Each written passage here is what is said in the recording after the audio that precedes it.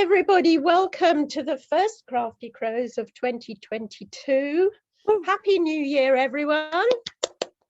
It seems like a long time since the beginning of December 2021. We've been through another winter of discontent. Let's hope we're on the way out now. It's lovely to see so many people here, and we're going to have two fabulous poets tonight, which I'm really excited. Emma Purshouse and Kathryn O'Driscoll, both very, very brilliant slam champion poets.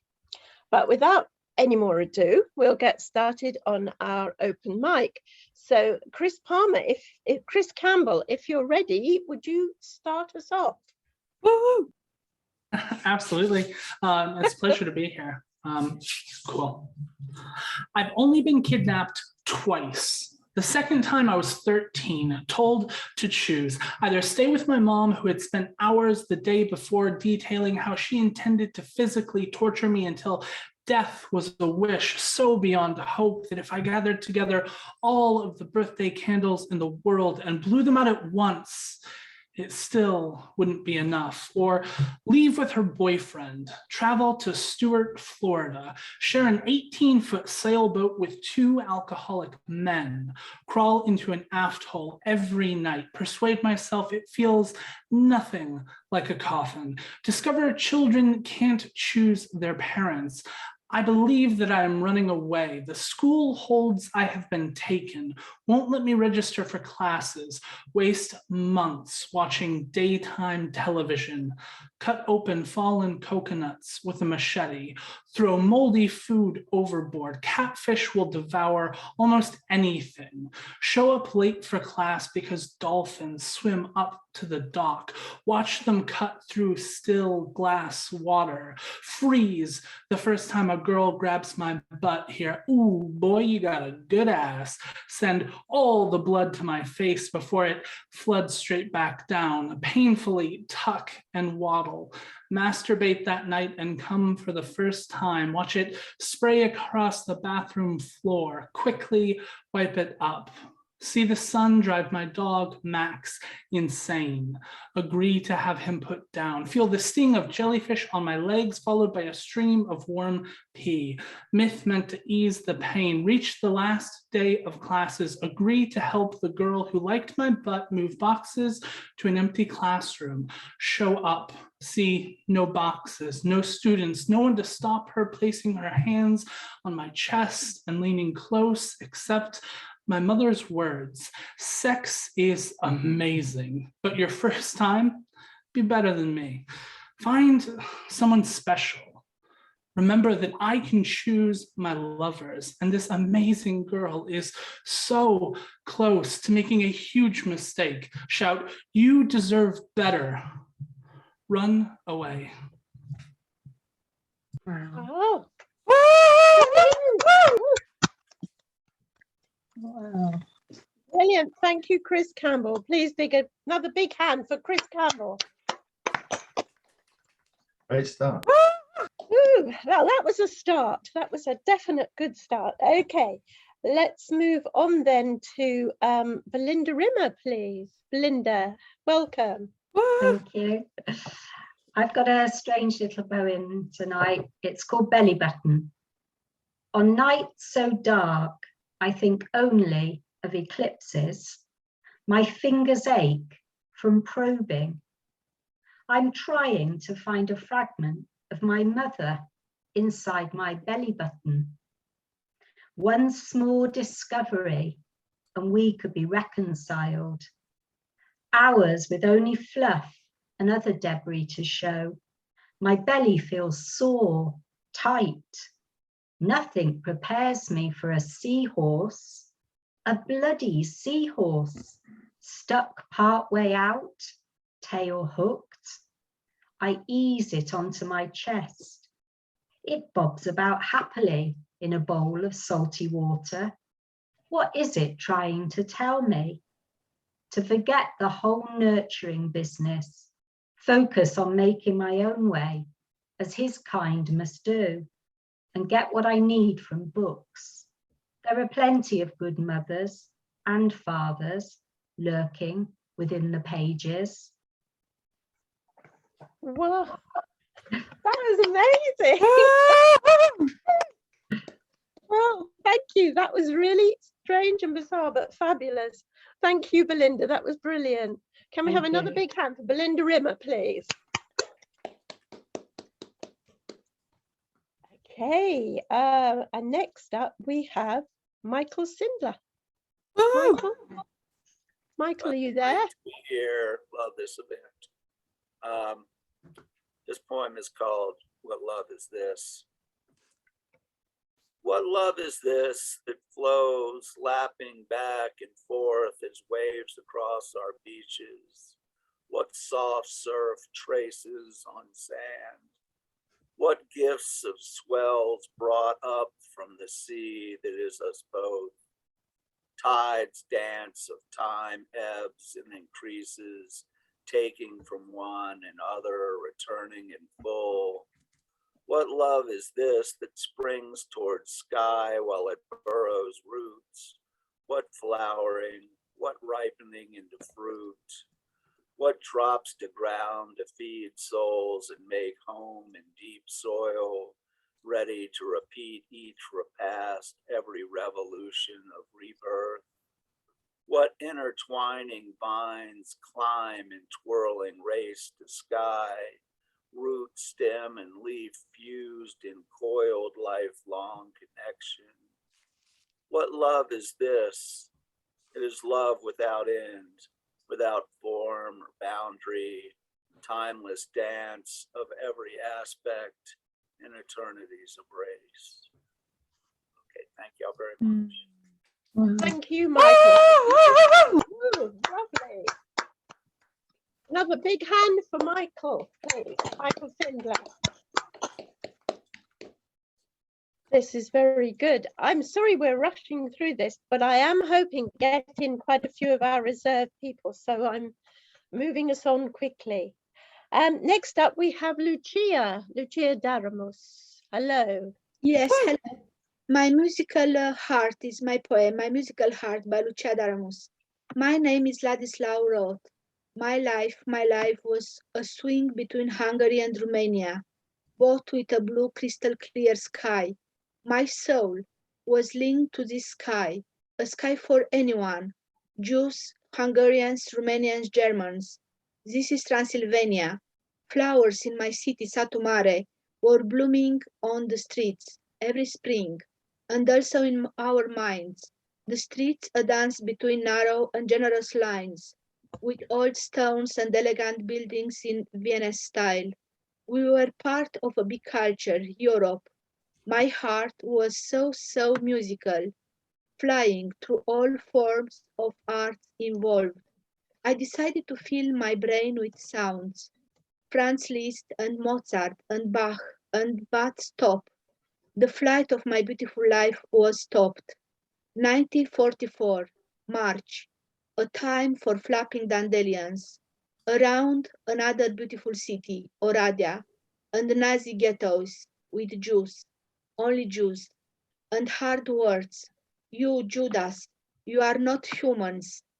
We Jews lived there for a short time, a time without past and present and future, a time without wings. One night, wild dogs, soldiers, prisoners, and powerful reflectors, Auschwitz.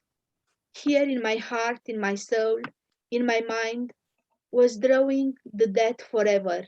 My mother, my beautiful mother and kind mother, who gave me life, was stolen away by a black monster, Nazi. Only human ashes on the sky and smell of burned skin of our angels, smell of angels. Mengele, the devilish doctor of dying, and broken hearts and tears in the clouds. Burned fleshes, burned bones, burned pretty eyes, and hair of Jews, of our children, our parents, of my mom. 1 kilometer between life and death, named Himmelweg by German Nazis. This means to be a journey to heaven. Yes, the ironic and wicked mind of SS. I was forced to pick up the goods of our deaths and to throw in the fires their flesh, children with purity of their face and women like my mother. I cried, forever I will cry. Nazi's desire was to kill. We were hungry, Ehesegvoltung. We caught typhus. Our hearts were injected with poison and chemicals and petrol. Being a musician, I was selected for a band. So sad. Forced to sing for Nazi's pleasure. Forced to sing for our mate's death.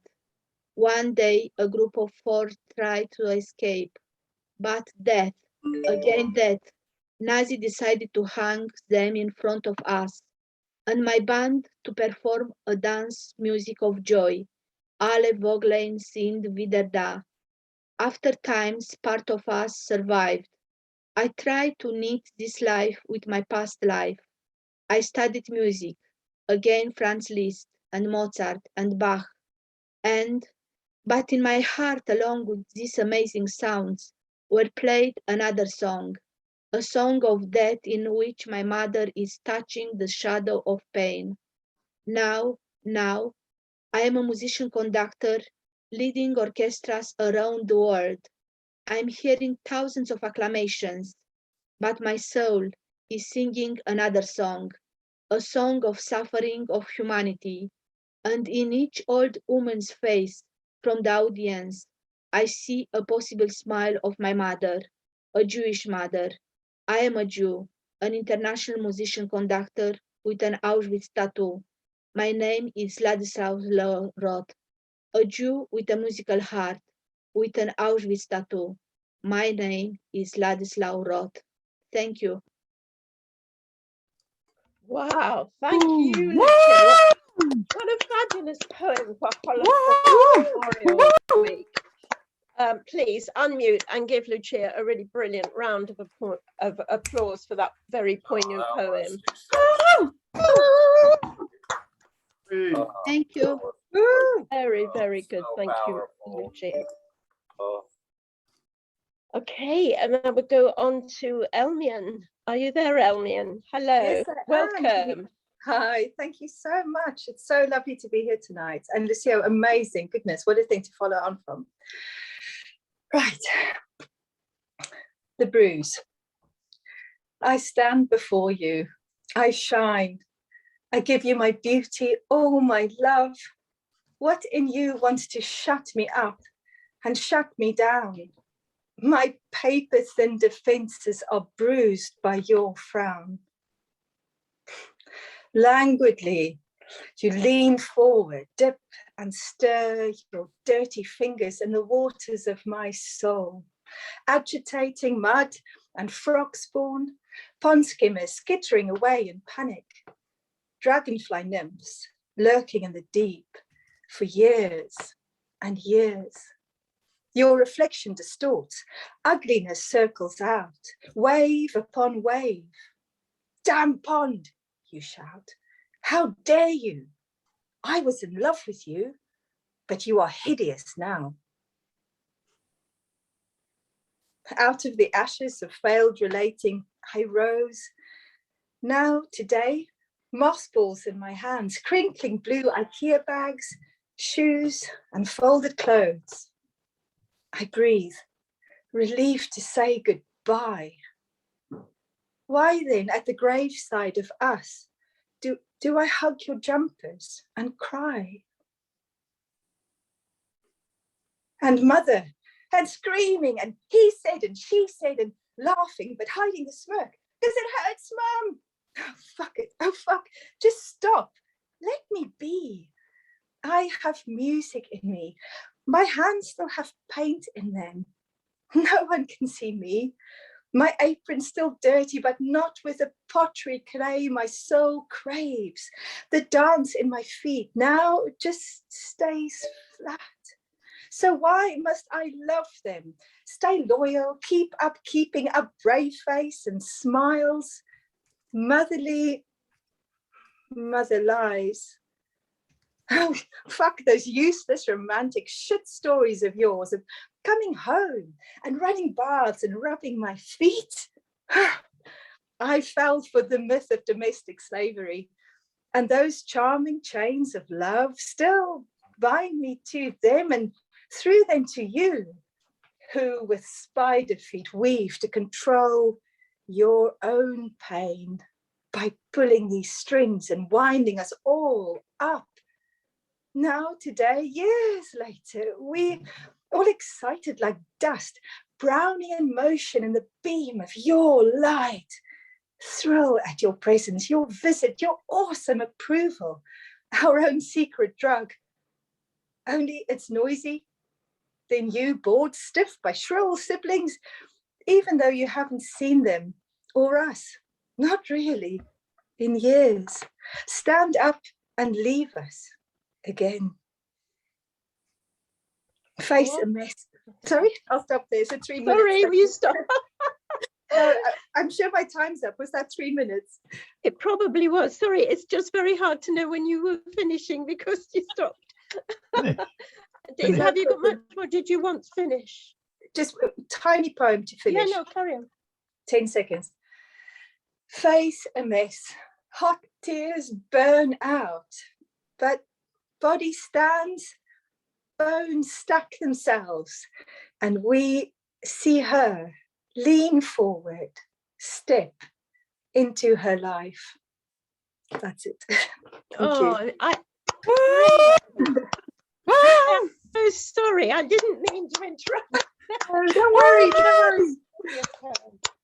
Please, another big round of applause for Elian. Welcome. Really lovely to hear your poetry. Thank you. Okay, Agatha, no, not Agatha, sorry, Pratibha. Pratibha, are you there? I am, yes. Oh, brilliant. Would you like to give us your poem, please? Thank Yes, you. okay. So this is one of my hippie in the 60s poems, and it's from my forthcoming award-winning debut pamphlet, A Triptych of Birds and a Few Loose Feathers, which looks like it will be coming out shortly. Good. It's called The Only One Who Loves You. Spurning words that echoed like a curse, I stuffed a duffel bag with blister packs of pills, Mary Quant minis, fantasies of girls, threading daisies in the muzzles of guns, escaped to the big smoke. In a bedsit by Kensington Gardens, I bashed steak with a mallet of hate. A year on, turned vegan. Pioneer in 68 of pity for pool-eyed cows, sheep, slate stair place. Vain compassion. Strove to prove to myself that I was worthy of love.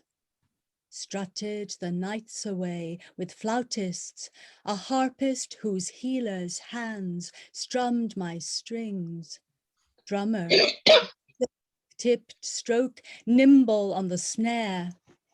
Callous guitarist plucking tunes from smoke drifts.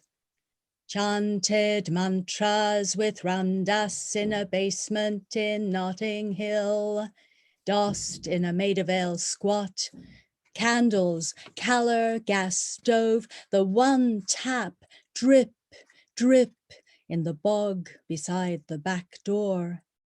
Made out off my head with a sweetheart leaf philodendron.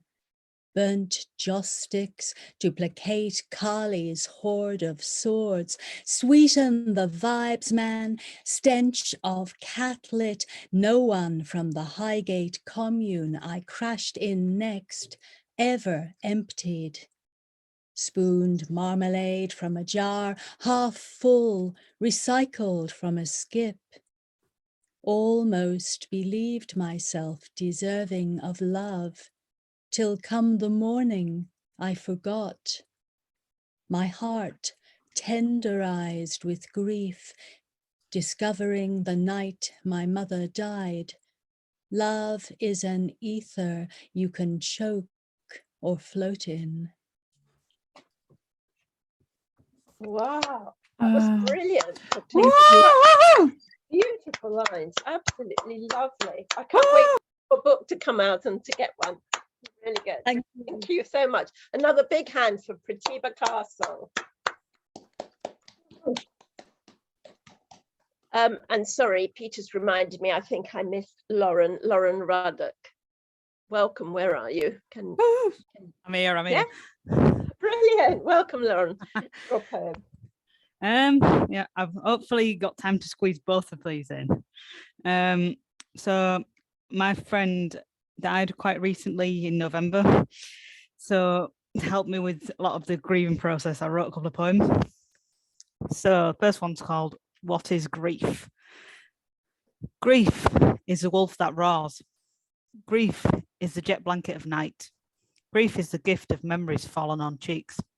Grief is the silence that follows news. Loss of something or someone loved, torn away, tearing open new wounds.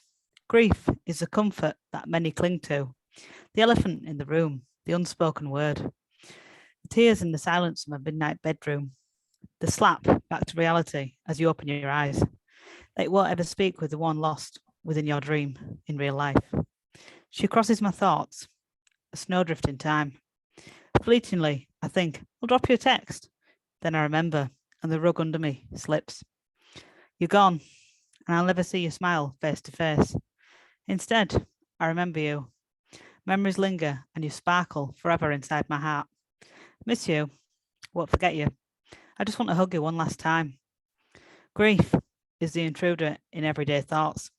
It cares not of your work meetings, responsibilities, or bravado. Grief, it sneaks upon you, a strong memory of her, seizing the moment, catching me unawares, provoking happiness of the good times, then the sinking sadness of reality. Grief, it sits upon your shoulder, clutching so tight. It's the heavy feeling sat upon your chest, a pain there's no pill or cure for. Grief, squeaking wheel constantly turning, churning up emotions, finger pulled on the trigger of memories. Grief, the reminder that we don't just get over loss. Time might forget you, but it cannot break love's chain.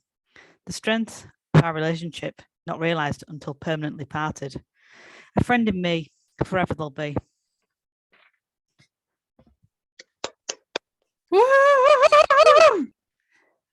And the second one is called The Fox.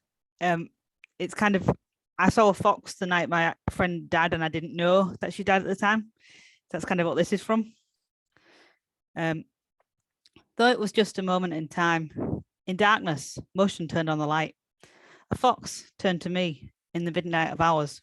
That was you, I now know, letting me know you'd crossed over and made it okay. For I've never crossed paths with the fox again. That was your goodbye that night. So glad I was still awake to meet.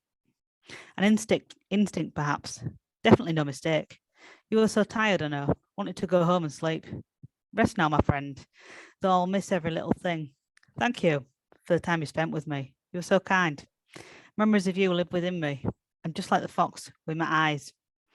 With one last look, we parted. At least in life, we're apart. Reunited in dreams, but still alive within my hurting heart. Oh, thank you. Thank you. Lovely. Thank you, Sarah. Thank you so much. Please, a big hand for Lauren Ruddock. Thank you. Okay, we're moving along fine. We've got about 8 minutes. We can squeeze in some reserve open micers. First up with Marilyn. Marilyn, if you aren't looking after the dog, would you like to read us your poem? Thank you, Marilyn Timms.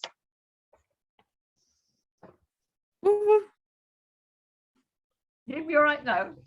Yes, if that's all right. This is one I wrote a few years ago, but I'm still angry and it still seems relevant, unfortunately. Poppy juice. This is not my son. Not this mishmash of broken bone and shredded flesh sent in a box to Wooden Bassett. No.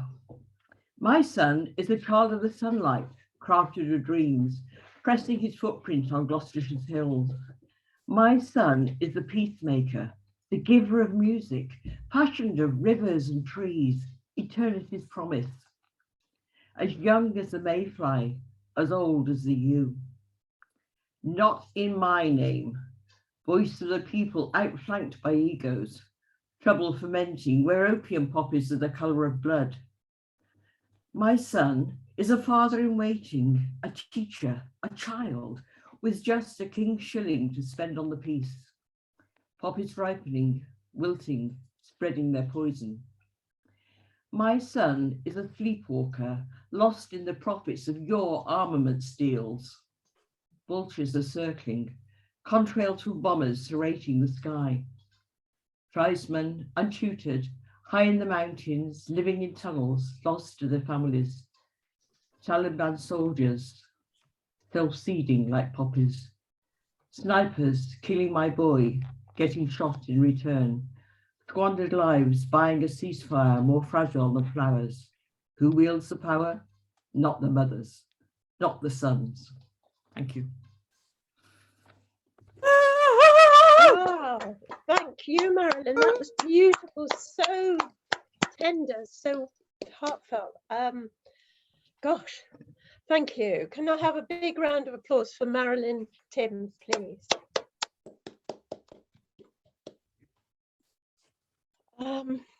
Okay, if we carry on, Rose Leonard. Hi, would you like to read your poem? Thank you. Thank you. Didn't know if I'd get on or not. This one is called Driving Home, and it was written after coming back from dancing face to face after a long period of not meeting up, and so, you know, thinking about what it was like to be in person again. So driving home.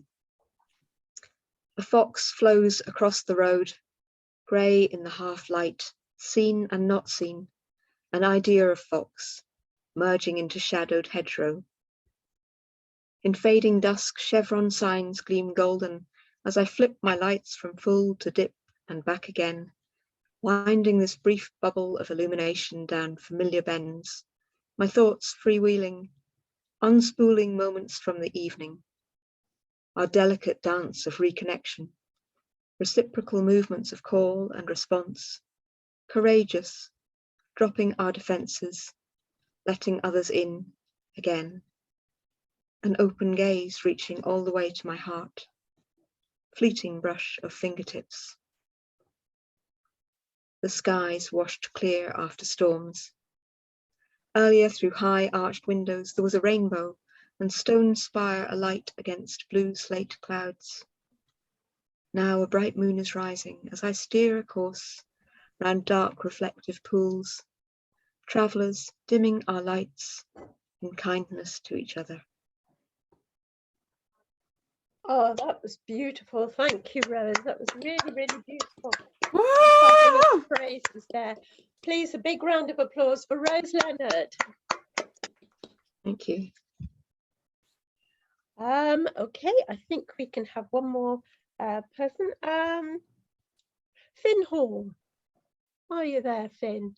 Or have you disappeared for a bit? Hello, Finn. No, I think he's disappeared for a bit. So, Agatha, come on, you were trying to, you're going to sort of shock us, I think. So, Agatha, are you there? Yes. I am here. Right. A warning on this poem. And I blame a certain BBC series. And if you guess which one, you can visit me. Killing Adam. Now, fragments got lost, as if spat out rotten apple core. You might say it's unfair, but I decided, I read it in the paper, so it's bound to be true. Once there was, and can I stop you, two. Agatha? I'm very, very sorry, but you are breaking up. Do you want to do this again? Perhaps go out and come in on the second half and do it then, because I'm sure it's going to be so good. I would hate to spoil it for you. Is that all right? Thank you. Yes, I'm thanks. so sorry. I could turn off the camera. I could turn off the camera. Try Shall I that. quickly Try that. Yeah. Okay. Sorry. Start again. Killing Adam. Fragments of this story got lost, as if spat out rotten apple core. You might say it's unfair, but I decided to be discreet with some gore. I read it in the paper, so it's bound to be true. Once upon a time, there was one, and then there were two. It started with so much happiness, practically celestial, a nest of loving innocence, no challenges to wrestle. When daily bliss became a bit boring, she became restless and less adoring. When boredom drilled a hole in her soul, things started to get a little ugly and out of control. Being clever and a tad beastly, she planned it well. He remained quite blind to living in a domestic hell. She wrapped herself tightly in silence at the corner of his turmoil cage, trapped in the frustration of loving the living ghost. He became needy, as sexy as yesterday's toast. She was good at peeling off his esteem, petal by petal, her heart set and sharp like a shard of cold metal. She indulged her urges, followed the hiss of temptation. Also, she was impatient and acted with determination. The art of killing Adam was a grim design, a blunt contrast to their grand idyllic paradigm. She chipped away at the bark of his confidence until he was raw and stopped making any sense. She drained the essence of his personality. Drip, drip it went, as if watering their apple tree. From my top floor window with the bay view, I patiently watch the waves frothing over the blue, like his mouth when the poison fully took hold and his body was wriggling, trying to explode. Oh, I promised to spare you the minutiae of gore. You can chew over the details in private galore. Thank you. Oh, that was fabulous. Well done. And put yourself back on the video now. We can see you because you look very good too. Wonderful. Thank you. Such a shame that happened, but the poem was brilliant. Well done.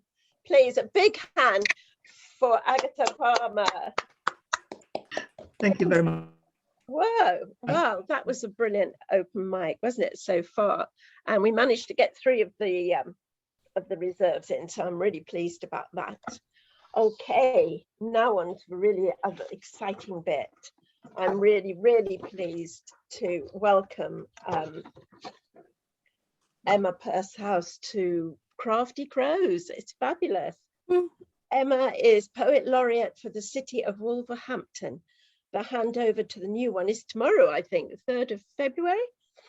She is a poetry slam champion and has performed at spoken word nights and festivals across the UK, often using her native Black Country dialect in her work. Her appearances include the Cheltenham Literary Festival, Ledbury Poetry Festival, Edinburgh Fringe, Solfest, Latitude, Shambhala and WOMAD. In 2017, Emma won the Making Waves International Spoken Word Competition, which was judged by Luke Wright. Her most recent poetry publication is Closed, Offers Press 2018. This was shortlisted for the Rubery Book Award in 2019. Her children's poetry collection, I Once Knew a Poem Who Wore a Hat, won the poetry section of the same award in 2016. She's also written a debut novel called Dogged, published by Ignite Books, and was published in 2021. So please unmute and give a really big welcome to Emma Purshouse.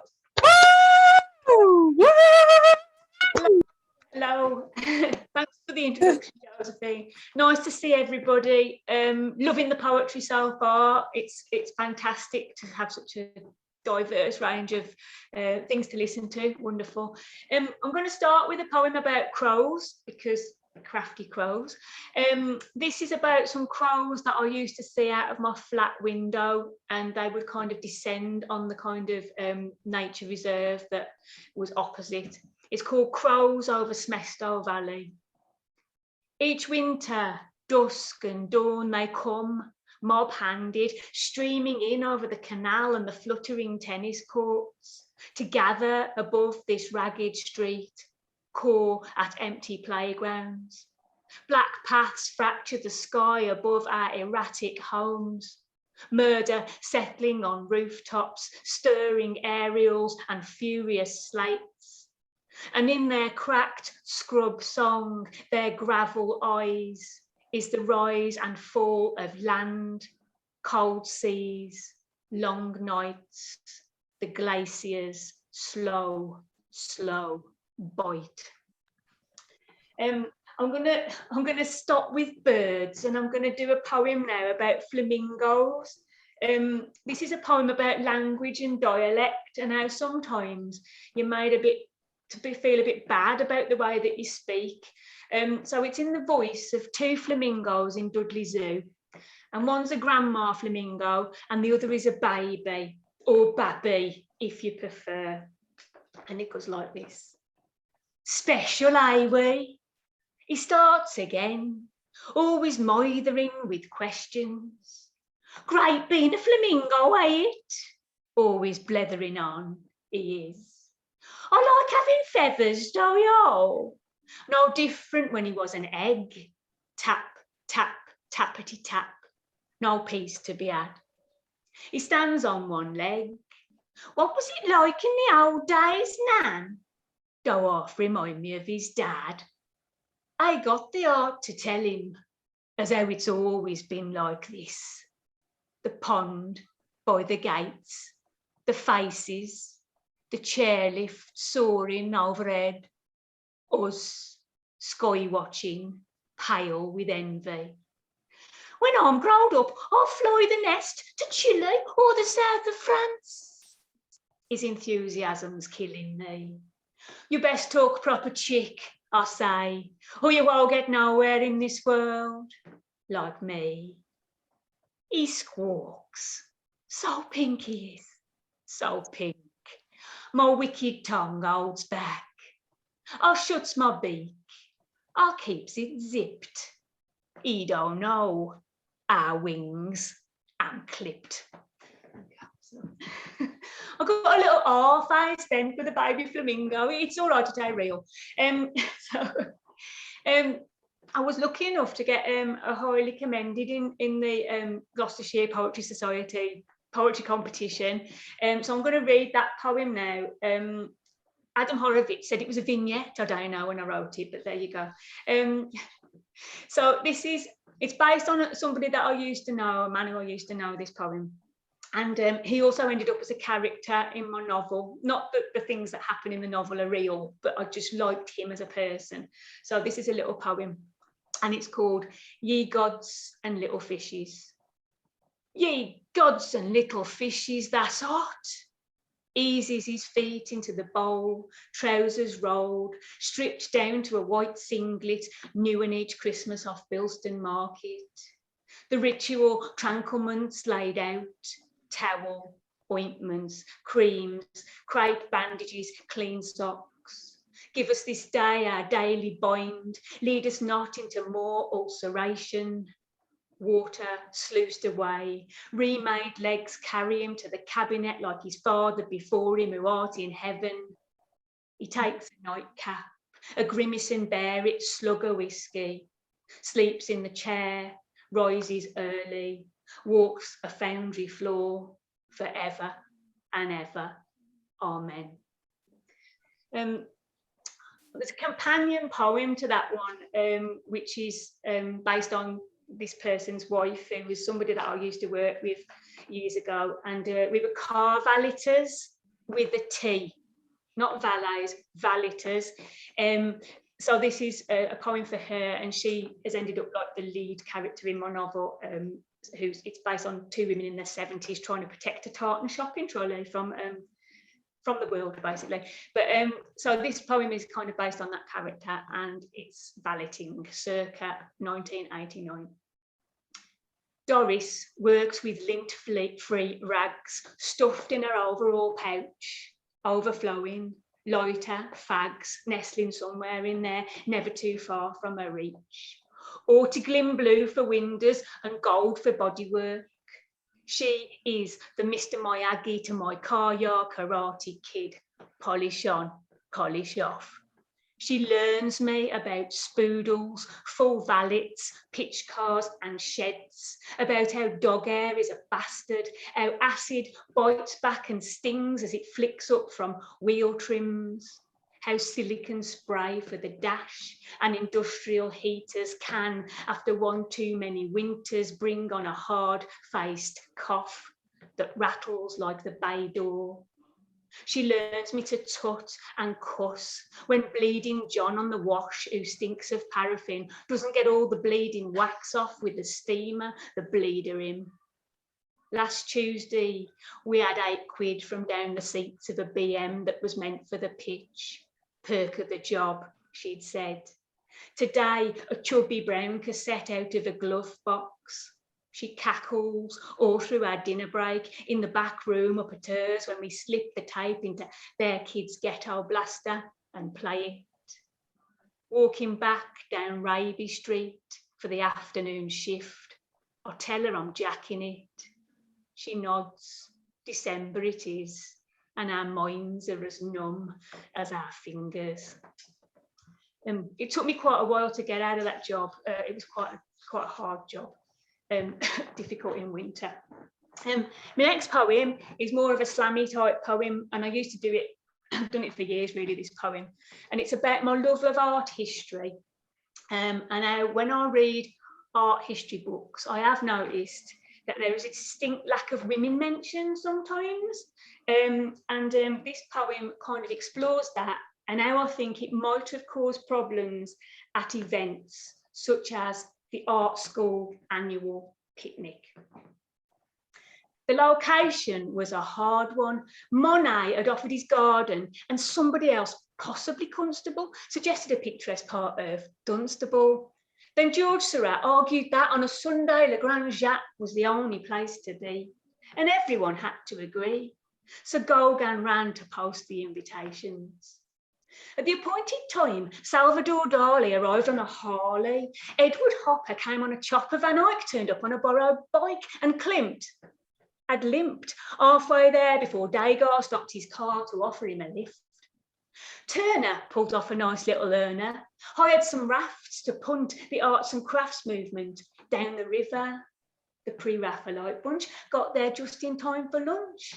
Unfortunately, Van Gogh had a cough, and his doctor wouldn't let him go. Damien Hirst, who'd got there first, had cooked a rack of lamb. Gosh, said Bosch, can I taste formaldehyde? Yes, the other artists sighed. Goya, using soya, whipped up the vegetarian option. Botticelli had bought a jelly, while Renoir contributed a jar of piccalilli. Mondrian had made some jam, which Vermeer managed to smear all over his smock. William Blake had baked a special kind of cake that the surrealists seemed to enjoy. Picasso and Giotto both got blotto on El Greco's ouzo, and after that the party felt a little flat when someone asked, where the hell are all the women? They shrugged, they shuffled feet. They looked at one another. Then Whistler said, if he'd have thought, he could have bought his mother. So, thank you. Art school annual picnic for you. I'm going to stay with art. I got asked, like everybody else, poet-wise, our diaries cleared in the last couple of years, and I've made my way with commissions and workshops and that kind of stuff. So this next poem was a commission by the Mid Wales Art Centre, and it was to respond to a sculpture by a man called Glenn Morris, and he based his sculpture on an Edgar Degas, you know, the little ballet dancer, you know, those sculptures by Edgar Degas. So he based his on that, and I kind of researched Degas and I looked at Morris's sculpture, and I found out quite a lot about Degas and how he observed the opera rats, the Paris opera rats they called them, which were the young people who danced and often came from very poor backgrounds, and there was some odd people that used to hang around. No evidence that Degas was like that, but other people were. So there's undercurrents in this poem of that. So this is imagining the young girl in Degas' sculpture, who was called Marie, and it's in the voice of her mother. Our Marie at 14. Each day she wakes up different, seldom smiles, holds herself all wrong. I tell her dad is at that awkward age, not sure what she is, how to decipher herself. 1 minute she's blending in with wallpaper, next she's defiance, gob on a stick, an indeterminate shade of anger, clashing with everything. Last week she was a turned shoe, showed us her pink satin self, her best behaviour, ribbons and tutus, the little princess as once was, and our hopes danced. Our days as pretty as a row of pearl buttons, as fine as lace trim. Her father chanced a hug. I tried to plant a kiss in hope that something more would grow. But she turned on a sixpence, spun away, became a shrug of a girl, a stomp, a fold of arms across a block of breast. She was wood to us. Her heart was rope and clay. Claimed we wouldn't understand, but of course we did. At every single turn, we'd seen the top hats and shadows at the stage door of her eyes. Would that we could have kept her bolted to the floor, encased in glass, but we can only peep from the wings, see her pouting and brazen, holding the gaze of the world in her hands. I'm going to do a little tiny poem. This is my penultimate poem. It's from my collection, Close, and it's in the shape of a candlestick. I don't know whether you can actually see that. It's actually in the voice of a candlestick as well. So I'll just deliver it. The book is actually, like, the idea behind it is that the poems are all set around a black country close and happen in the houses and the gardens and that kind of thing. And the candlestick poem comes from number 5 in the close, where the woman who lives there hears things talk to her. So this is the candlestick. Use nor ornament. It gets on my wick, so to speak, being useless. Brassed off I am, can't think for sure the last time I had work. 78 or 79 was it? Good days, our kid. Every night the power went, they'd fertile in the kitchen drawer for candles, tutting their discontent. I'd fill their room with shadows and warm light, love. And the thanks I get, shoved on the back of a shelf next to glow-in-the-dark Mary. She says to keep the faith, to wait for the good times to come again. I'll tell her, get real, Mare, we haven't a prayer.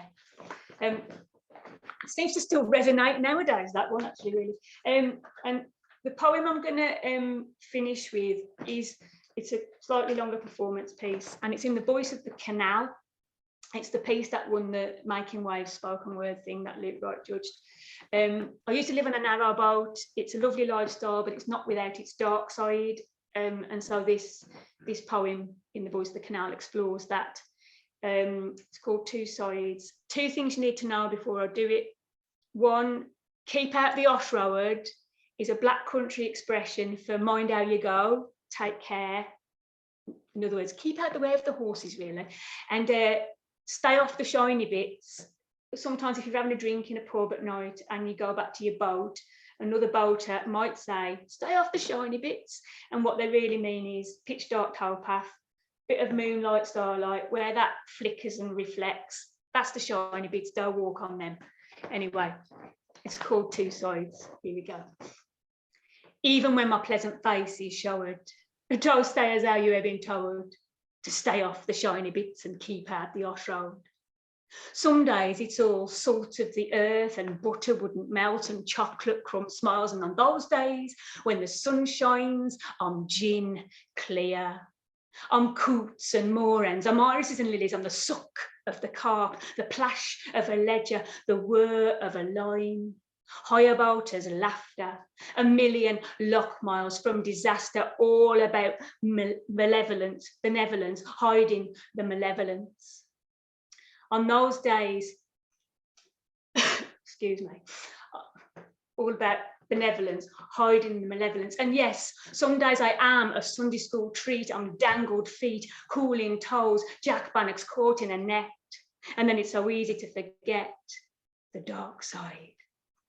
On good days, I'm all about the romance, the damselfly dance, and I'll give you courting couples necking on the towpath, out for a giggle, out for a laugh, chapping and wenching. On good days, I'm happy to greet you with a smile, and for a while it's all life so sweet, and it's 50 tons of scaff delivered safely to Newell Street, and I'm running like clockwork. Steer to the bread, steer to the cheese. On days like these, I'm a calm lunch break, a walk, trip, a jog, slip, an ice slide, crack, the breeze in the willow trees, timber, crash, all about benevolence, hiding the malevolence. Because then there are those other days, those cross-cracked, snide hacked, slash down, stair rod, cat and dog, stricken slack like a slack sort of days when I'm heart stopping cold and I'm every poor soul whose life I've taken. From the navvies to the babbies, I'm every wretched ever drowned on a stretch or dropped into a lock. And in those days, the opposite is true. All about malevolence, hiding the benevolence. On those days, I'm cries for help. I'm the unheard lad from Lower Green who like, "'Tis pop, glug, glug, splosh." I'm the yelp of a drowning whelp. I'm the tears of the woman who took her own life. I'm the toddler overboard, boat disappearing in the foggy night. One less hungry mouth to feed. I'm the braids, bridge, boatman's hook, pulling bodies from the cut. On those days, I'm fights over stolen water. I'm better than I ought to be. I'm go on a day, half a crown in your hand to egg you on. Oops, footing gone. On those days, I'm watching you catch your chin, bash your teeth, and I'm there at your side, whispering, "You are going in." And then it's easy to forget the lighter side. So, even when my pleasant face is showered, don't say as how you have been told. Stay off the shiny bits and keep out the off road. No, don't say as how you have been told. Stay off and keep out the off road. Thank you. Woo! Fabulous! Thank you so much. Please, could everybody unmute their screens and give a fabulous round of applause for Emma. For Emma Amazing. Hey. And if you haven't got her clothes, you should have it. Because I got it a few years ago. I went to see you and you signed it for me, and it's brilliant. So I'm so pleased you're here today. And yes, congratulations for being close listed for our poetry competition. I was going to mention that, but all the rest was so big, I thought perhaps you really wanted to tell you. But it was fabulous having your poem picked by Adam. That was brilliant. Woo! Fabulous. Well, we don't have to follow that, thankfully, because we've got a break now. So we're going to have 10 minutes break. can you, if I hate to say this, but to keep these Crafty Crows going, we do need, you know, a little donation from you. If you could send it, a coffee, a price of a cake that you would have if you were going to a poetry event outside. Jason has put the donation thing on there, and if you could give it, it does help to keeping these fabulous poets coming to us. But for now, please go away, have a drink, refresh yourselves, and we will be back by 8:15 to hear from the fabulous Kathryn O'Driscoll. So can we stop recording, Jason, please? Thank you, Jason. Welcome back. We had a brilliant first half. Thank you, Emma Purshouse. That was wonderful. And now it gives me enormous pleasure to introduce our next amazing poet, Kathryn O'Driscoll. Kathryn is a spoken word poet, writer, and activist from Bath, England. She's the current UK Slam champion and a World Slam finalist. Her poems mostly focus around mental health, disability, loss, and survival. Aside from performing poetry across the Southwest, she's performed at the Edinburgh Festival Fringe, Bath Festival, the Royal Albert Hall, Cheltenham Literary Festival, Bristol Poetry Festival, on BBC Radio Bristol, and was one of the featured poets on the BAFTA winning Sky Arts spoken word TV show Life and Rhymes. Her Arts Council England funded debut poetry collection, Cliff Notes, will be released by Verve Poetry Press in February, and I have ordered a copy and I can't wait to get it. So without more ado, please, can you unmute and give a great welcome to Kathryn O'Driscoll. Thank you. Hello, I'm nervous because I'm sharing from the book today, and it's more, some stuff is more pagey, so I'm just feeling really nervous. So just hello, it's nice to see friends, nice to see strangers. I'm going to minimize everything. I don't want to look at my face. Okay. I also made a change to the set in the break because Emma's last poem, I was like, this feels like it's like the other half of one of my poems. So I'll do that in a minute. We'll get to it. We're not going to start there. I'm going to start with a couple of the little page nuggets that I haven't really had a chance to share anywhere because the book isn't out for till the 10th. So in a minute, not long now. Okay, this one's called Uric Acid.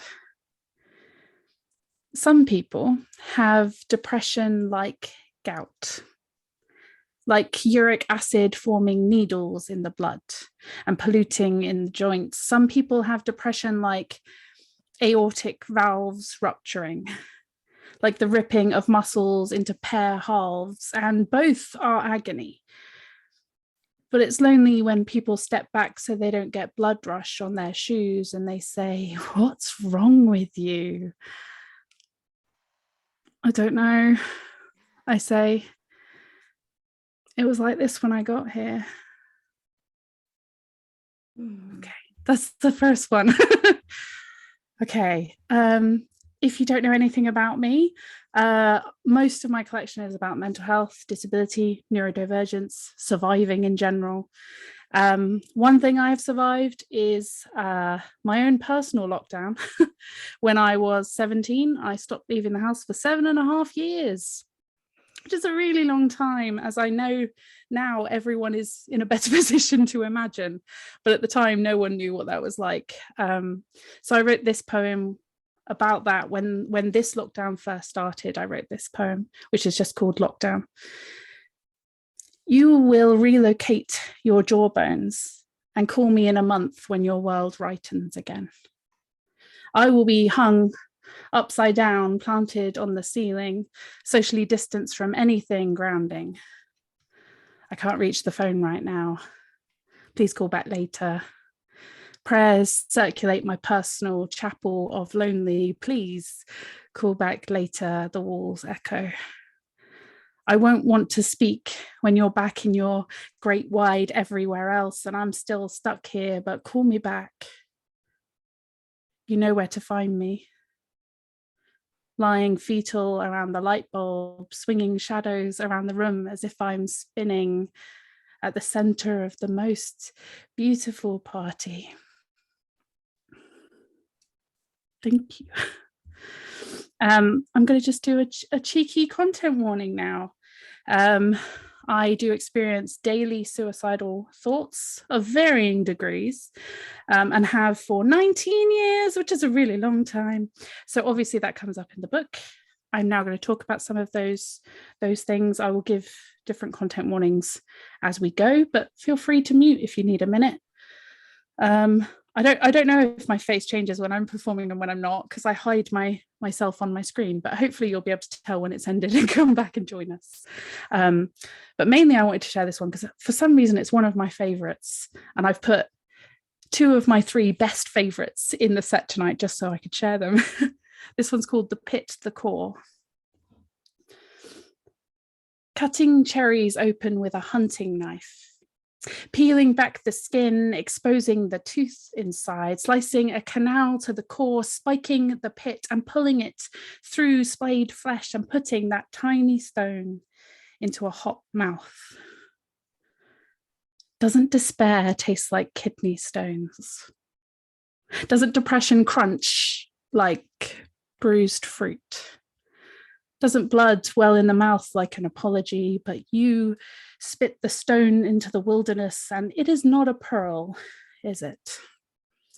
It is not beauty coagulating around grit. It is not trauma becoming a masterpiece, becoming a palatable coffee table art book, becoming a housewarming gift. The stone is a promise. You think this is bad. So much more is to come.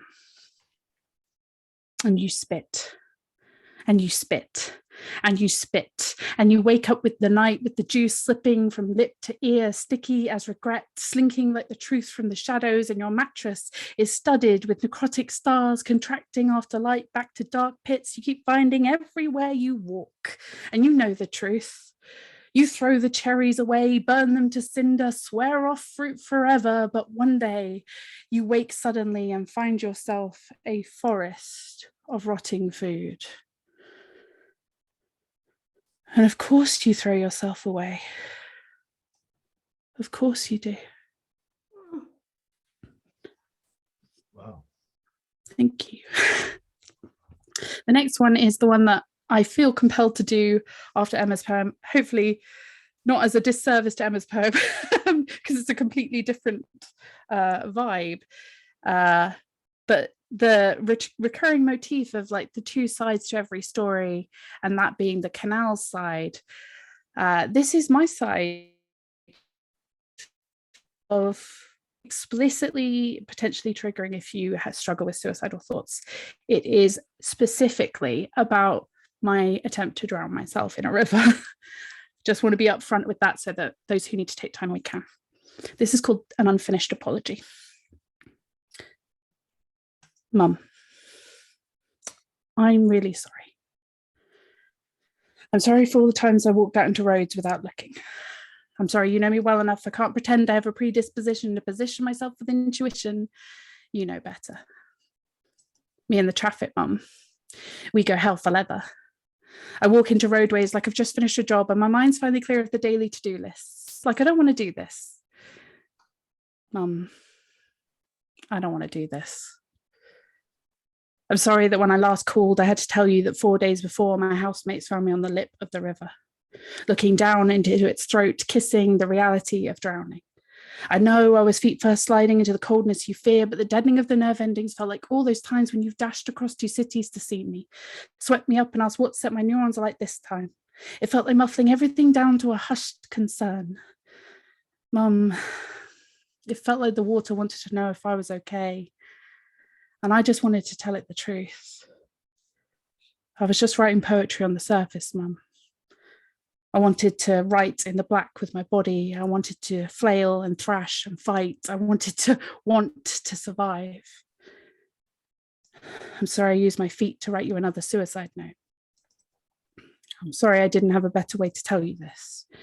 I know you taught me how to read and write, but this monster only speaks to me in agony, and I don't know how to translate for you.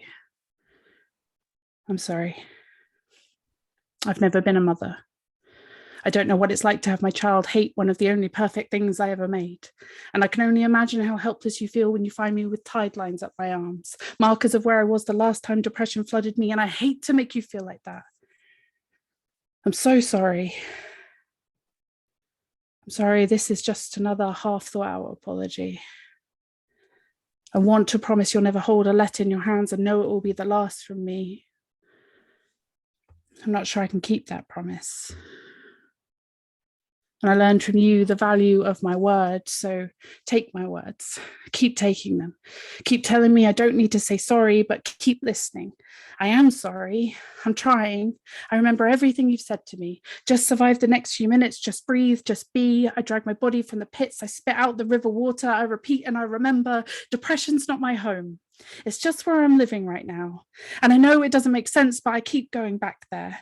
Keep hoping to find something from back then that can save me now. And I know you keep telling me I won't, but depression has such a welcoming house.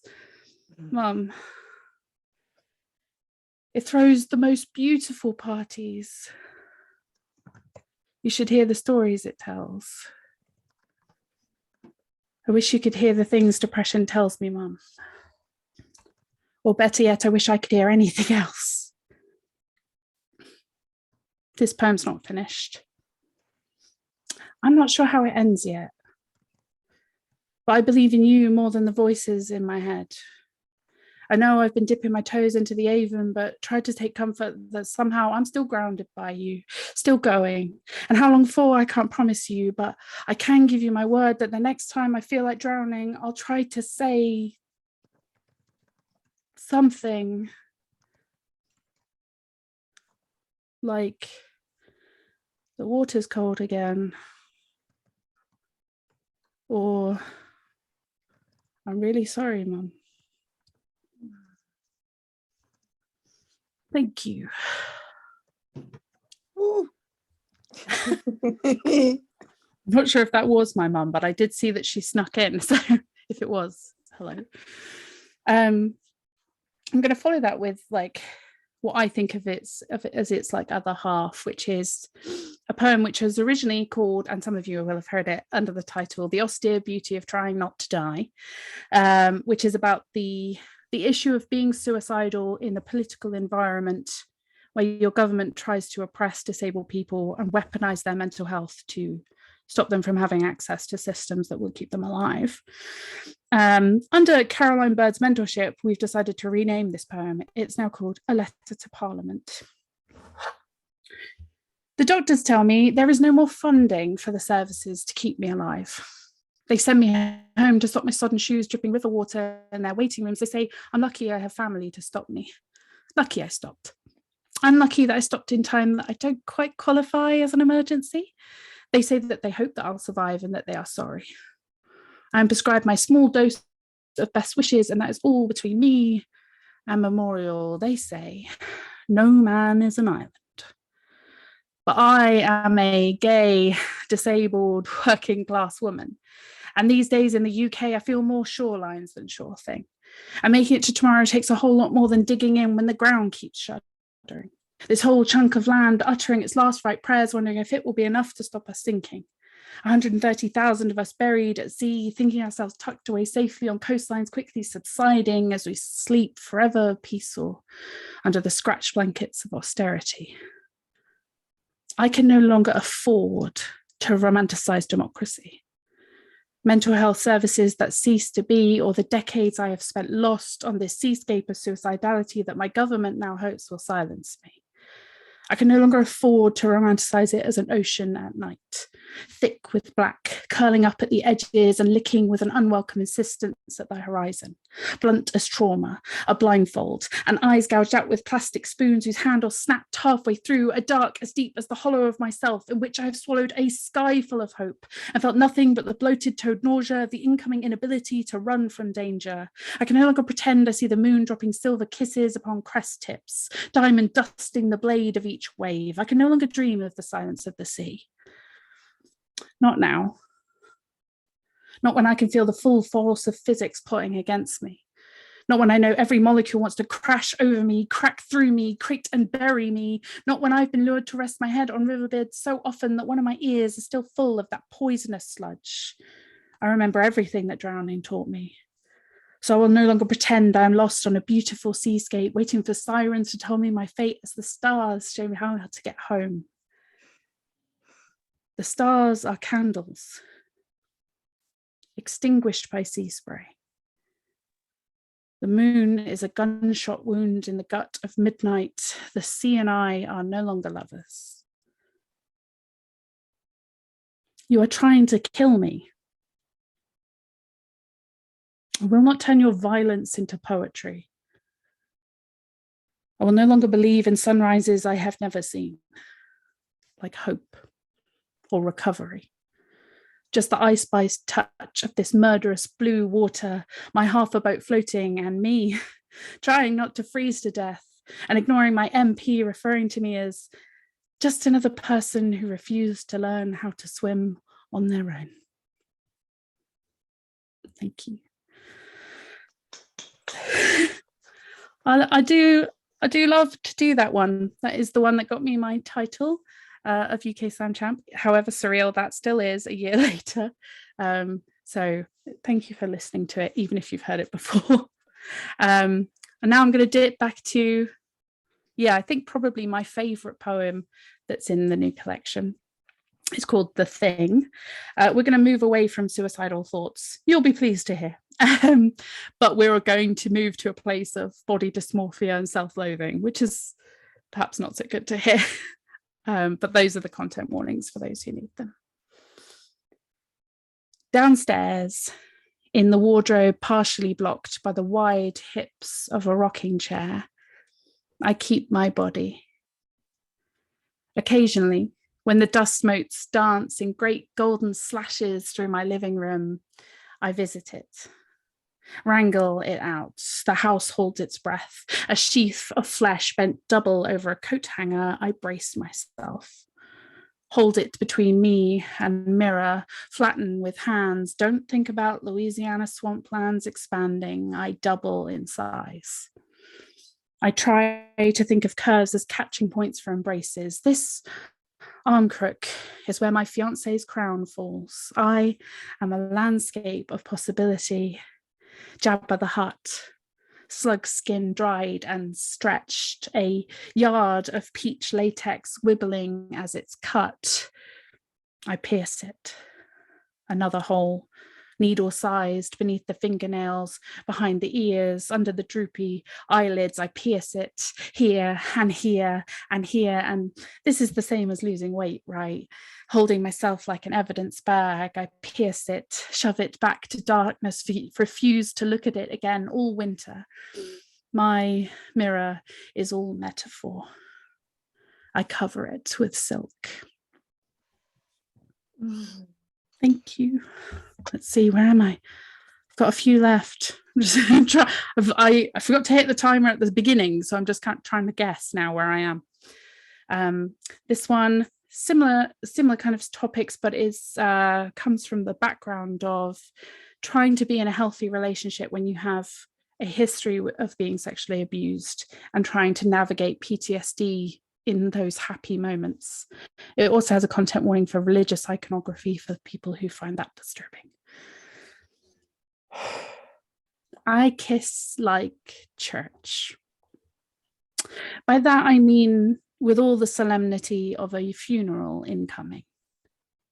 All the tension hanging from the vaulted ceiling of the body, dangling between us. It's my body, dripping Catholic sin onto the polished stone. It is pooling in the grout lines. It is spreading. I'm struggling to breathe amid all the incensed fury. I can't believe you ruined God's work. Look at you, body between us, all sticky and stinking of him. The Bible might call me a sinner, but it doesn't really matter. Flickering between bread and flesh, either way, I am to be eaten. I have stopped hoping to be forgiven for his gluttony. I dream of being a burst of flora on the altar, But when I close my eyes, I see death hiding behind met mouths. To kiss and not think about maggots pouring, that's the dream. But there is no daydreaming in church, only confession and the realization that nothing is resolved just because you told the air your secret. I am humming our song, the only hymn I trust, and you hold me like faith, but even sacred things can become weapons whether you believe in them or not. Wherever we kiss, the floor is always wet like this. I hold on too tight. I almost fall again. Thank you. Okay, I'm going to skip one because I think I'll run out of time and just do two short ones. The word victim is corset laced around me. I feel the boning long and slick like men's fingers pressed into me. I become pinched, breath stilted. I would blame myself for being on the street after dark, but I was at home once the streetlights came on. I was at home, in bed, in love. In time, I will cut myself free of clothes the weight and size of 15-year-old me.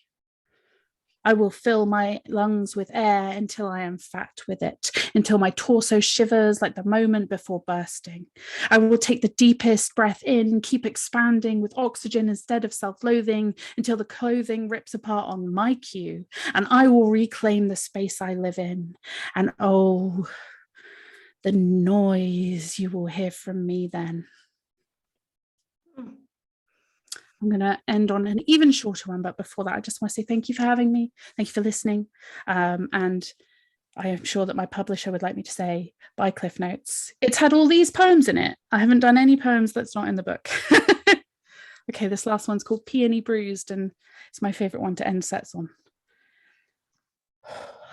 I lie down in a bath, brim filled with peonies, and feel their soft crush beneath my weight.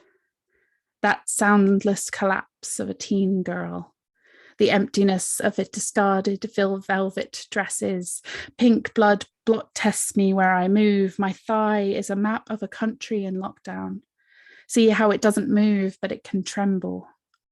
This city is a bruise I keep pressing upon. So I dip myself under, and I ask the petals to tell me their first memories. Rain, they say. Rain. And then how we grew. Thank you. Awesome. Was amazing. Thank you so much, Kathryn. That was absolutely beautiful. How you create such wonderful phrases and metaphors, and it's breathtaking from your pain and your sorrow, but the beauty is amazing. Thank you so much for sharing. Please, everybody unmute and give an amazing round of applause for Kathryn O'Driscoll.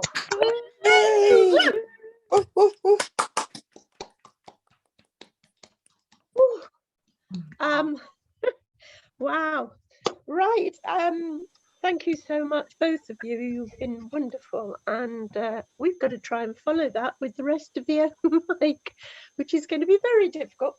So as I didn't do a poem at the beginning, I'll do one, a little tiny one now, so to give a little bit of a cushion for people before they carry on. And this is just something I wrote just recently. It's called On the Day You Left Me. On the day you left me, I fired words like machine gun bullets at your retreating back. But you escaped unscathed, slammed the door, and the last round stuck in my throat.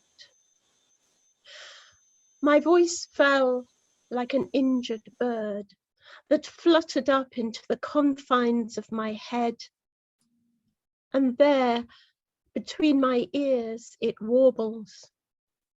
but I cannot sing its song. Thank you.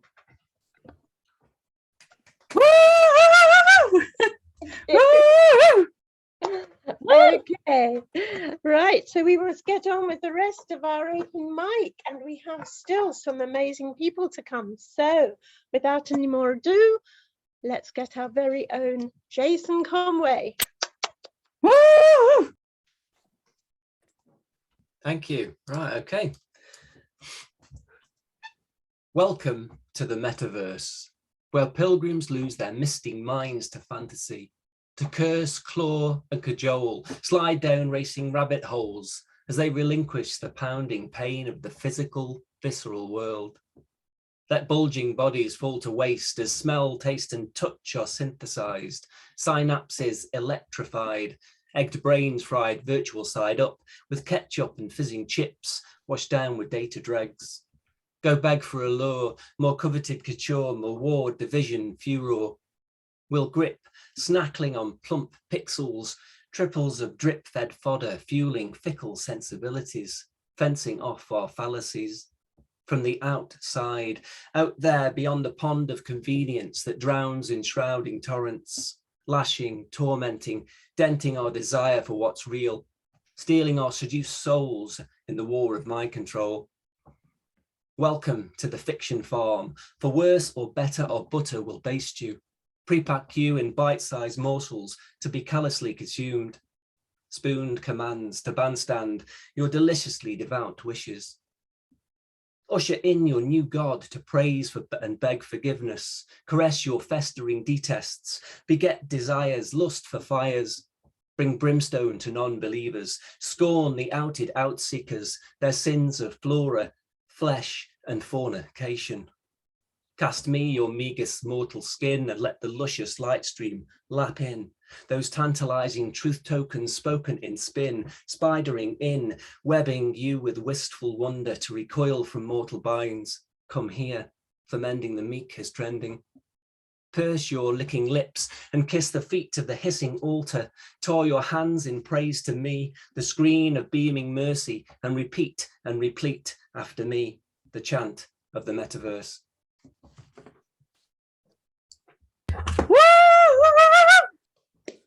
Thank you, Jason. That was brilliant. Big hand for Jason Conway.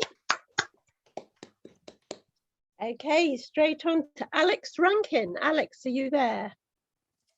Yes, hi, here I am. Hi, welcome. Thank you. Your poem, please. Sure.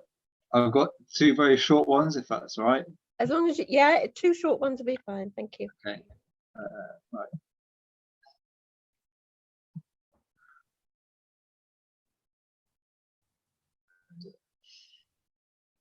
Come on.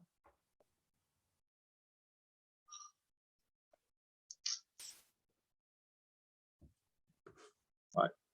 This is called First Light. All hail the first light, dedicated to those who survived the night.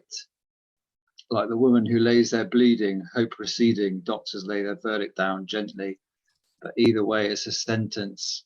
Like the one with the prevalent thoughts that overpower the everyday, internal power struggle to keep unseen forces at bay, or the man on the street scraping a living from the pavement, marking out a circle of protection with fag butts and coins to block out the noise of a childhood that still stabs you in the dark. All hail the survivors of the night. Woo! Thank you. And the other one. So it's a bit slow.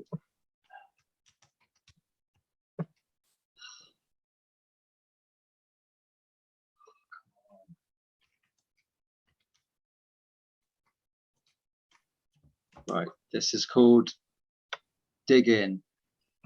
Your mark is a stain, every reason is treason, but our defenses are strengthening and our heels dig deep like our values and beliefs. I see your protest and raise you, go all in with my tweets, an eye for an eye, fence post for a fence post. These days I grow razor wire instead of roses, and the walls have ears that know all about your kind. Thank that was lovely. Thank you very much, Alex. Yeah. And applause for Alex Rankin. Okay, straight on to Gerald. Gerald Kells. Welcome, Gerald. Hi, everyone. I'm going to do a poem which I read about my dad called Clearing Out. To see the place tidied of him, his pills, his papers, his cassettes like an infestation, his tubes of fixodent half opened, half emptied, half squeezed into shape, contorted like a crow. To see the room he slept in uncluttered of boxes, full of the remains of learning and books in plastic bags that he was going to move from one shelf to another. To see plastic bags squashed into others and cardboard to wrap, paintings piled in the porchway, and endless slit envelopes and copies of magazines unopened in their packaging from St. John's College, Cambridge, discarded into the recycling. To see the dust shuffled from its hideaways and the jackets and coats and hat and that awful purple fleece that we couldn't get off him and he wore in all temperatures in his self-created hothouse stuffed into a wardrobe. To see rooms sanitized and cleaned and a mat over the hole in the carpet where he scored his chair against the underlay, sidling this way and that as he lectured or cajoled or infuriated or slept. To see letters and paper slips and tissues pulled from books where they marked some spot he'd reached or emphasized or forgotten or remarked upon or paused at some time ago before his eyesight went and he narrowed his vision to Alice in Wonderland and David Copperfield and the Diary of a Nobody read by Captain Mannering of Dad's Army's fame. To see his creased up bed expunged of Walkman and tablets, rolls of kitchen towel deep down in its pit, brushed clean and waiting for tidier visitors. To see all this and more, to discover inside your self-remembrance of arguments, of speeches and chidings, to see the preparation which comes like an angel between death and a funeral. Come to a moment where the family sit down in sensible grieving and smooth down the past under a linen white tablecloth. To see the end of all and the beginning of everything. To tidy up one's thoughts and close them in a tight fitting drawer. Oh, that was beautiful, Gerald. That really, really encapsulated that awful nostalgic feeling of somebody's end. Woo! That was brilliant. Well done. Please, a big hand for Gerald Kells.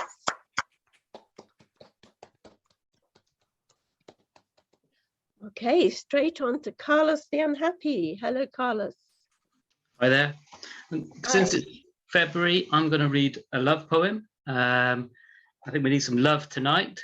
So it's a straightforward one. And it's from Oblivion, which is doing very well, my agent tells me. He says that our target market is people who buy it by mistake. It's a growth market for us. Tell me how you do that, Carlos. I'd enjoy that market.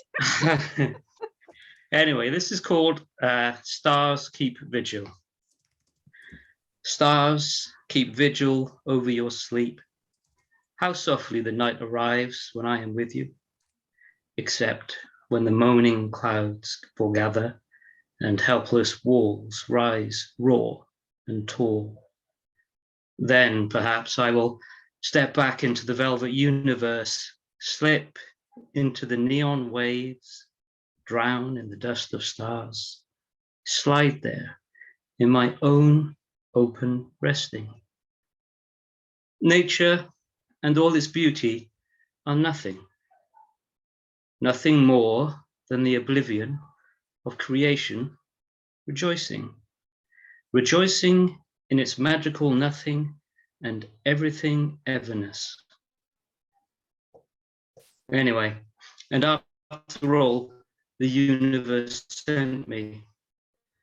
So she has every right to claim me, especially when I am empty, empty, dark, down, dead in the gloom, as dead as the glorious entropy from whence I came. Then, when I am gone, you will know that her stars watch over you still. At least, that is what I hope.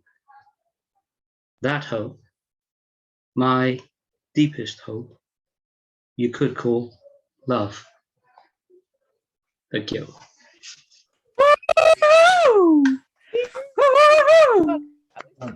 And yes, it's lovely to have a love poem, and it is nearly Valentine's Day again. I can't believe it. Okay, straight on please to Julie Stevens. Julie, are you there? Yep, I'm here. Hi. I'm going straight back down to the gritty stuff, I'm afraid. This came from last summer, something that happened in my garden, and being disabled, it made it even more frightening. The bees. Noise so fierce, it shook us. Heads turned and saw the ground rising, a swarm of blades in a blanket to smother. We couldn't see their hidden knives, but knew they carried harm, would puncture our tongues.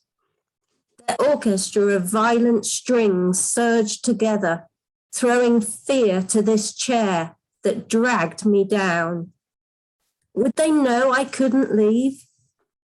Would they drape themselves over and heave me away?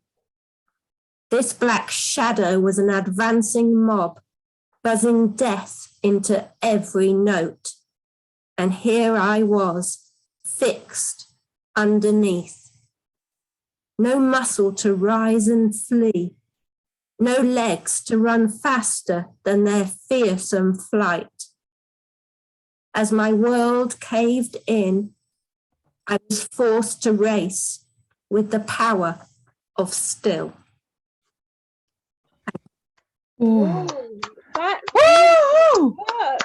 really gives us that feeling that of powerlessness. Very well described. Thank you so much. Please unmute, and a great hand for Julie Stevens.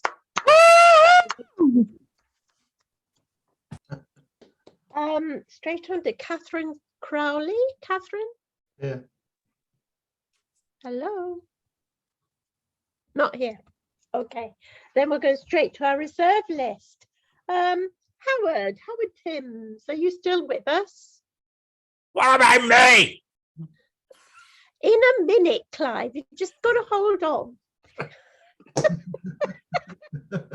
I'm saving it to last.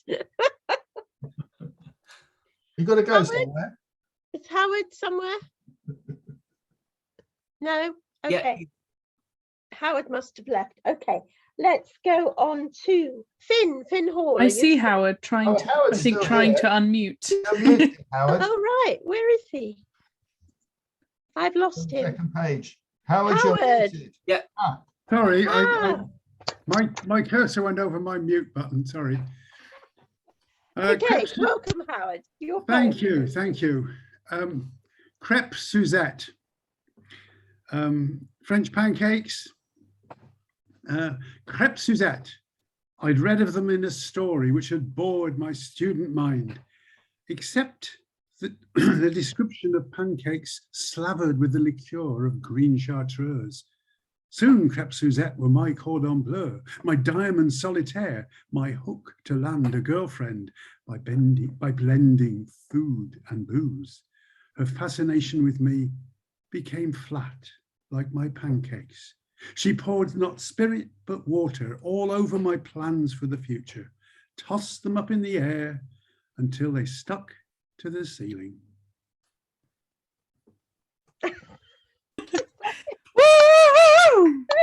Okay. Made me feel quite hungry, Howard. I'll cook some in a minute. I'd love some. Okay, thank you. Big Thank hand you. for Howard Tim. Okay, next up, this is the third time of asking, Finn. I'm here. Sorry, I'm here. That's all right. I'd love to hear your poem, please. Right, thank you.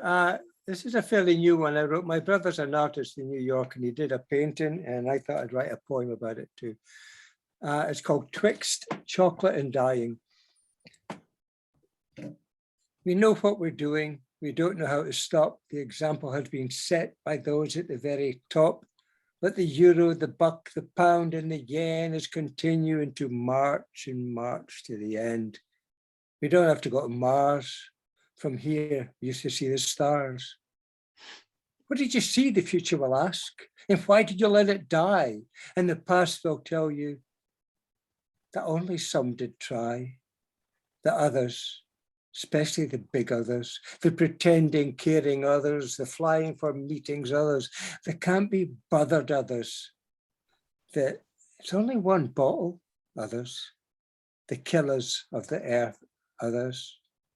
We all make choices. We've heard the voices. We've heard the broken vows. Now it's time to change before it's too late. We're all to blame. It's everybody's shame, but as long as we all try, every little helps.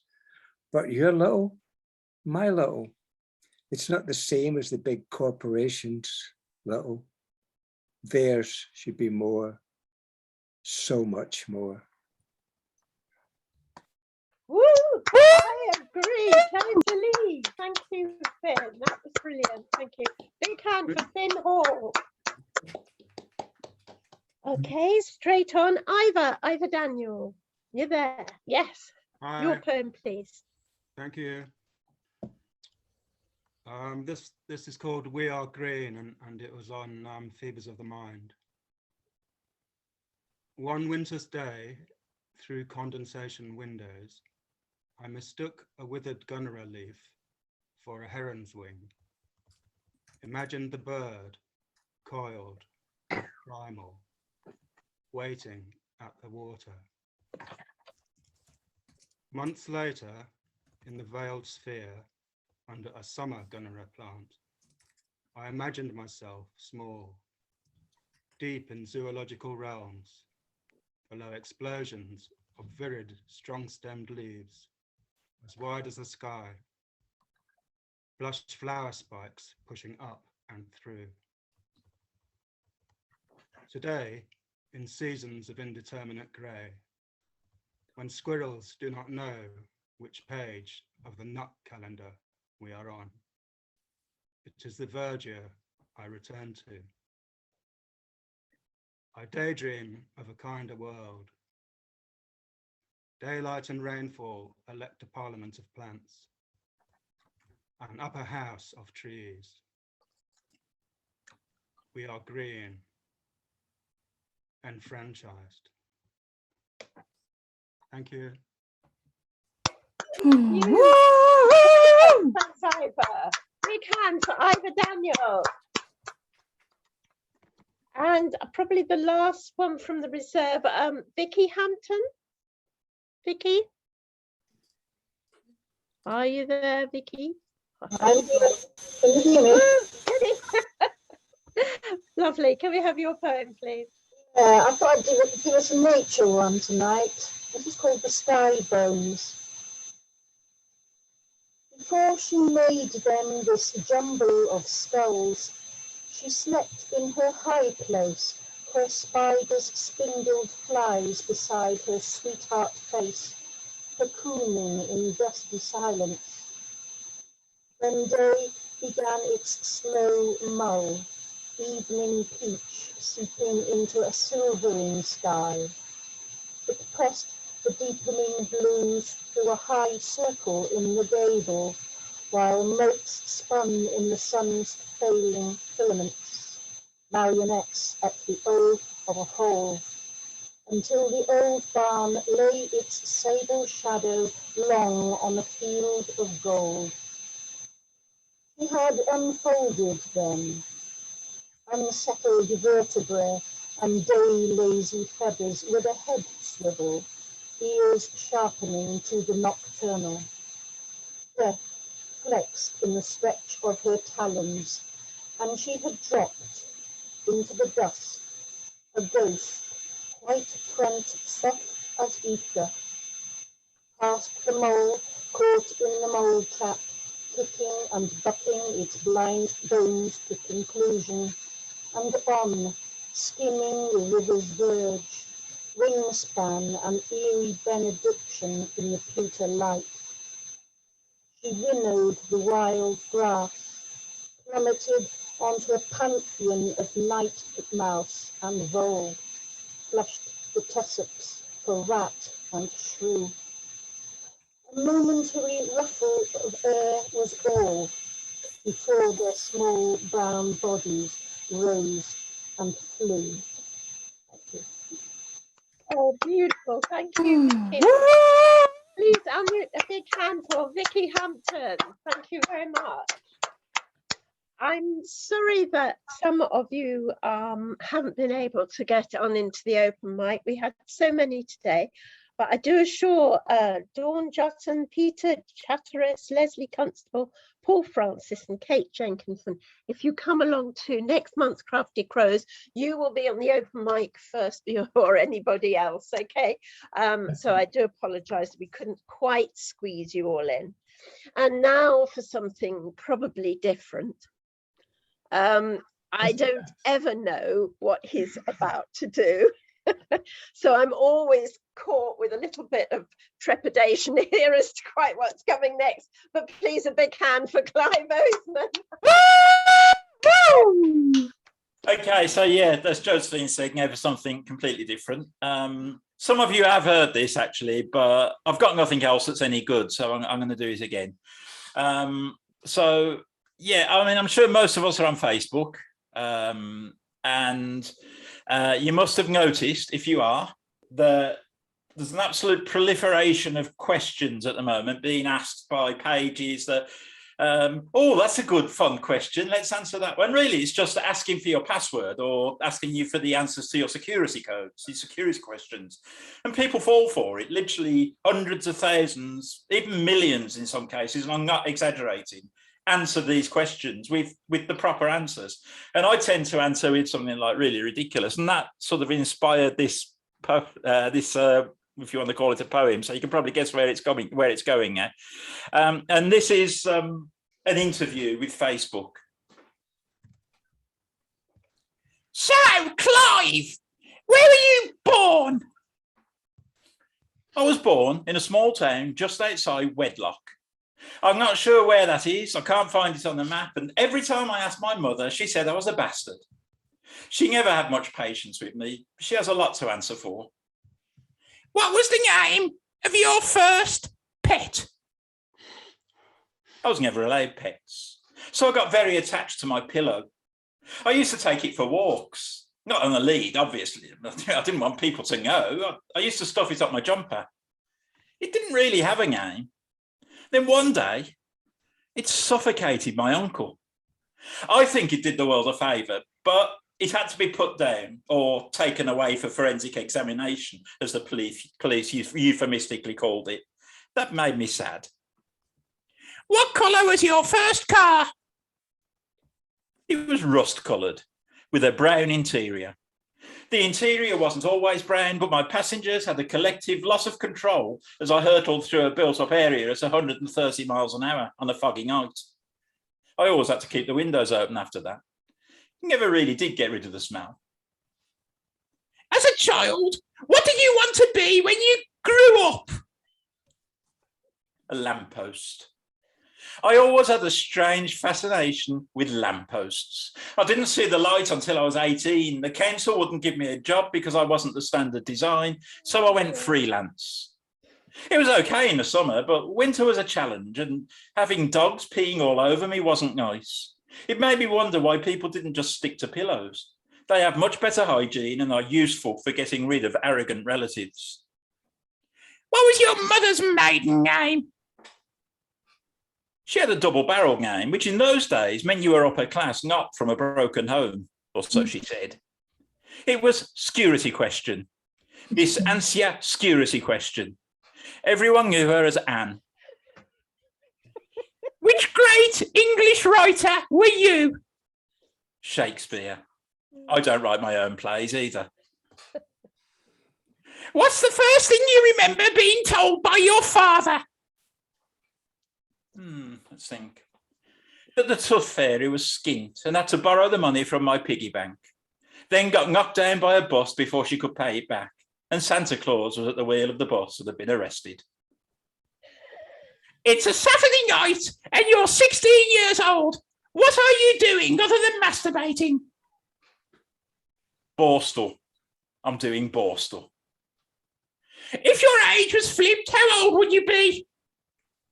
Well, since you ask, I'd be 99. Unless I was standing on my head, then I'd be 66. Who knew that standing on one's head could make one younger? And if you ask any more stupid questions, I'll stand on your head, see how young I can make you. Thank you very much.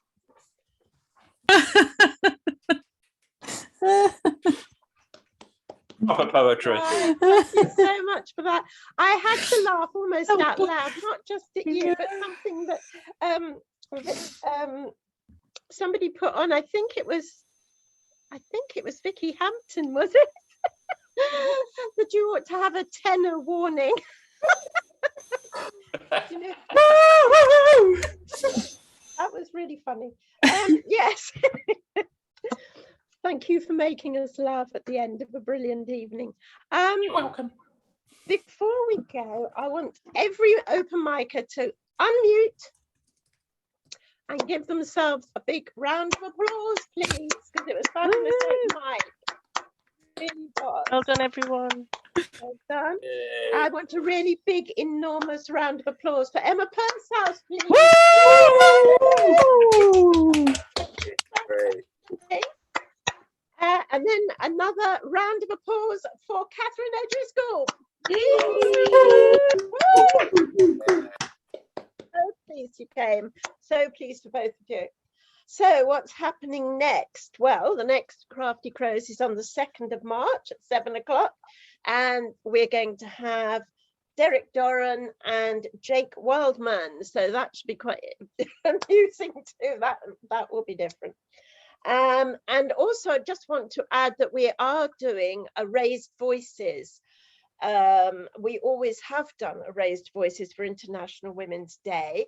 But this year we're doing 2, hopefully. One will be a live event, fingers crossed, at St Mary de Cripps on Sunday, the 6th of March in the afternoon, around 2:15.